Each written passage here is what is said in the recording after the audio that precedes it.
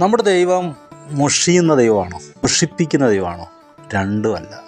അവന് വികാരമോ ഗതിഭേദത്താലുള്ള ആച്ഛാദനമോ ഇല്ല.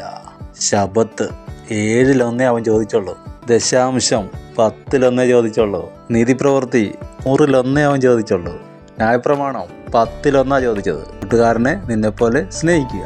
പുത്രത്വത്തിലോ 2 ചോദിച്ചു. Do or die. ഒന്നുകിൽ ന്യായപ്രമാണം പ്രവർത്തിക്കാൻ ശ്രമിച്ച് ക്ഷീണിച്ച് ദാസനാകുക, അല്ലെങ്കിൽ ഡൈ, നിന്റെ സെൽഫ് മരിക്കാൻ ഏൽപ്പിക്കുക.